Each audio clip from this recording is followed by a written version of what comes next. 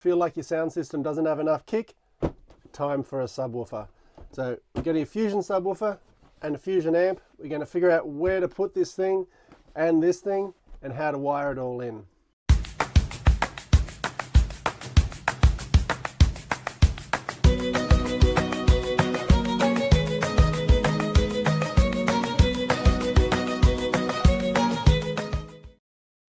Welcome back to the rudder. Welcome aboard, Antoinette. We're out at anchor. So I brought along my new toys to unbox them first and have a bit of a play where we're going to put them, because Jeanneau is very clever with their space, which means there's not a lot of spare space. So I think I've got a spot, but let's start with the subwoofer.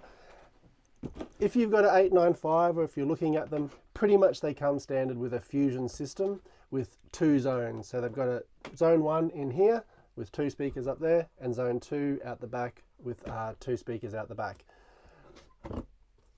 It's a very good sound system. It's absolutely fine. We've totally enjoyed it over the last year or two. We just felt that it needed a little bit more, and I guess we're a little bit ruined from our last boat, had a colossal 15-inch subwoofer in it, so we're a little bit used to that.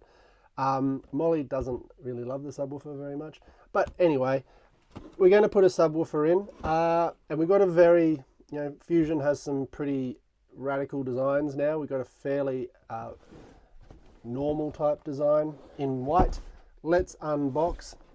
This is a 10-inch subwoofer, so we've got instructions and things. Instructions, very important. Your cutting template, Brooke's going to really enjoy when I cut into the fiberglass. And a kind of cool option is it comes with 2 face plates. So that's the black one, which we'll put aside, and the white one, which is connected to the sub. If you're really interested in this subwoofer, this is the 10-inch Marine XS series sub. It's Fusion, as I mentioned. It's 600 watts and it's marine proof, which I guess is pretty important for a boat. We didn't go with any of the LEDs and all the other trickery. This is just a subwoofer. Well, it actually does have some trickery, but we're not going to use that trickery. So if you take the plate off, so there's your face plate, so fairly normal, and there's your subwoofer.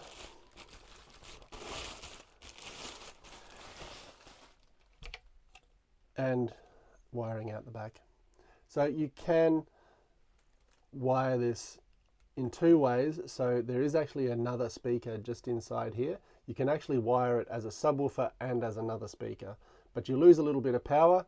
We're not going to do that. We're just going to keep it straight as the subwoofer. Let's put that away so it doesn't get damaged. The head unit we have, the RA70, I believe is what it is, doesn't have enough power to drive the sub. It doesn't have a sub out, so you will need to get an amplifier. This is a 4-channel amplifier, the MS AM504, and it's a 500 watt peak marine amplifier, once again Fusion, so it's all locked into the same system, same ecosystem. Now, when I bought this, I got a little bit misled by the website. When you go on the website, and I'll put it up on the screen here, it says, this amplifier can power 2 pairs of speakers and a sub. We have 2 pairs of speakers and a sub. I thought, excellent, that's the amplifier we need. It doesn't actually power that. I probably should have done a little bit more research. It's 4 channels, so it can power 1 pair of speaker and a sub, or it could power 4 speakers, as in 2 pairs. It's not a big issue for us. We don't really bash the sound out outside. We're usually sort of fairly quiet. We like our sound usually when we're indoors. So I'm going to put the amplifier into the 2 speakers inside, and we'll leave the ones outside. I'll throw the prices in Australian up on the screen, what I've got these for. I've got a pretty good deal. As you can tell, I didn't go for the 5-channel ones. If you're looking for those, they're a little bit more money, which is fine.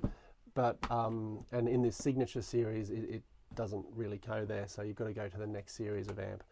Anyway, let's have a look inside and see what we've got. Our instruction manual, and I guess here is where you can really find out. It's got 2-channel installation, 3-channel installation, which is what we'll be doing with 1 pair of speakers and a sub, and 2 pairs of speakers. Garmin, fix your website because it says 2 pairs of speakers and a sub. Annoying.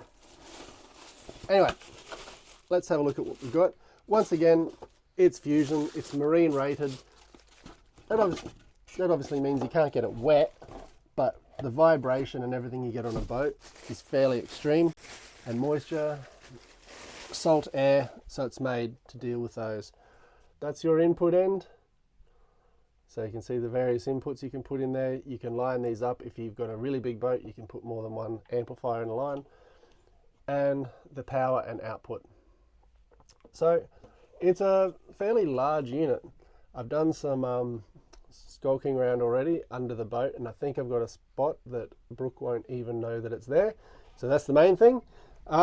Let's get rid of all this and have a look at where we're going to put this subwoofer. So we've got the captain's chair there, and I'll be putting the sub on in there, and I'll show you why underneath in a bit. Noise level, it'll work quite well. A sub is non-directional, so you can hide it away in there, and we should hear it very well in here, and we'll get a little bit of it outside. I was looking at putting it under the table in that area just down there, but running cables and everything to that was very difficult, and also if you want to enclose the sub, it's virtually impossible to do it there. And also, I don't know if you can hear that, that fiberglass is not very thick, whereas if I sit down here, that fiberglass is quite a bit thicker. So it's a 10-inch sub, so it's going to go in there. Black face plate, so you can see it'll sit in there, be out of the way. Might even put, actually no, put it dead in the middle. Be out of the way, won't get too much weather, and I won't kick it. Let's go have a look in the mid cab, and a bit of it. I'll try and reach under there to show you why that's such a good place to put the sub. All right, so we're climbing into the mid cab. We are out at anchor, so it makes it a little bit. I've got more stuff around than usual. Right, where am I? Can you see where I am? There's the hot water system from that job. And that up there, that's where the sub will go. So I'm going to cut out just above me, and you can see there's plenty of room up there that's not going to interfere with anything. And just for ease of running, over here, I don't know if you can see my hand, just that's the fresh water pipe there.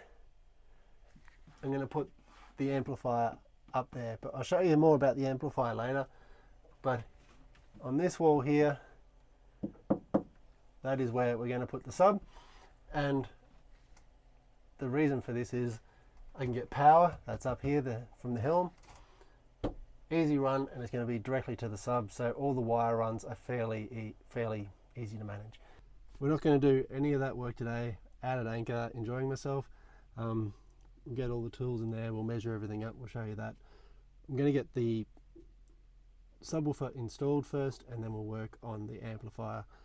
I'm also going to run really long wire looms, so because where I'm going to put the amp, you won't be able to adjust anything. So we're going to do all the adjustments with the amplifier with it down, and then we can get it sounding good, then we can put it up into place. All right, I'll see you back at home, and we'll make a mess when Brooke's not around. Well, D-Day has come after procrastinating for quite a while and not doing anything about it. I'm going to finally do some cutting and get this sub started to put in.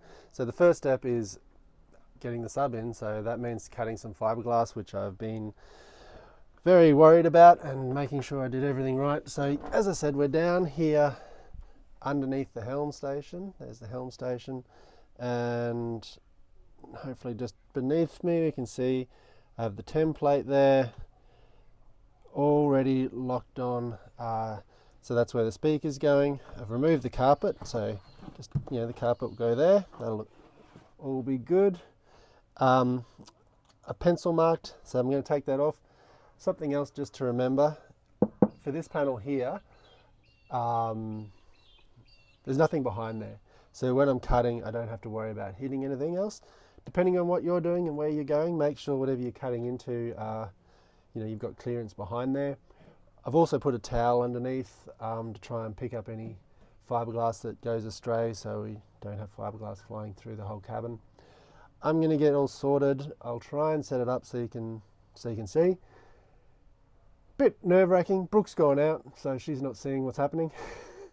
And by the end of it, we'll have a hole in the fiberglass, and we can see what happens next. Let's have a look. Also, just before we start, don't forget, grab a mask. You're cutting through fiberglass. Put some glasses on, or got safety goggles. Everyone's got plenty of these after COVID. All right, let's get going.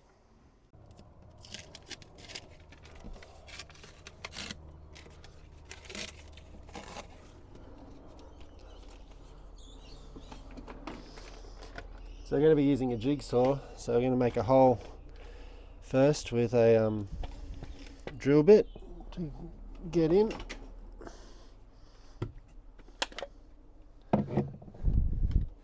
And I've also got a hacksaw that we can use.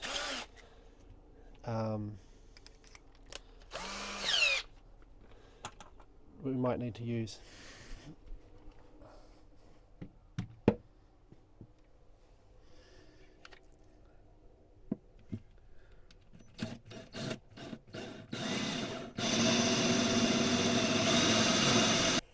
And just as I suspected, I think I'm going to have troubles with such a tight space.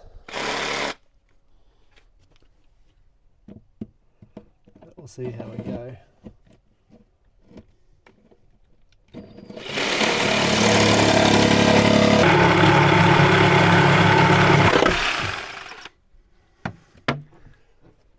Ta-da! Well, bit of sweat, bit of buggerizing around, but we have a sub in the wall. Hope you can see that. Obviously not secured, nothing's in there properly. So I'm going to do a bit of a clean up and get everything done. Then we'll get the screws in. I'll just, while it's just sitting there, I'll put the plate on.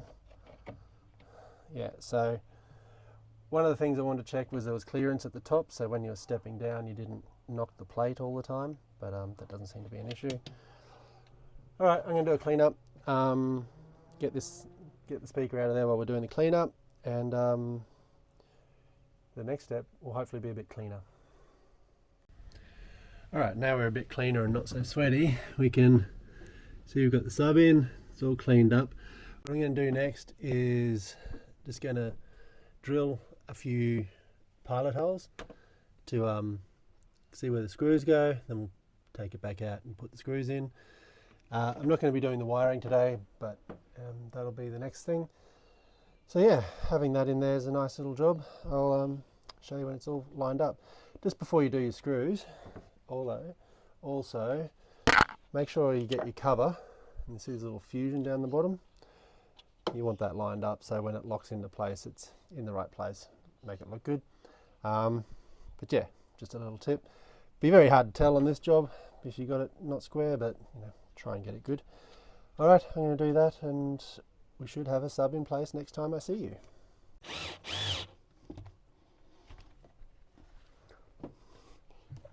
Definitely no need to over tighten these, and that is not going anywhere. Definitely don't over tighten it. It's all looking good, it's all in. Put the cover on, clean up. Brooke's not even home yet, so the most damaging bit is out of the way. So next up is wiring. I'm about halfway through this job. I'm in the head, it's cramped and not very nice, and the job's being a right pain in the ass, which is probably what most boat jobs are. I've run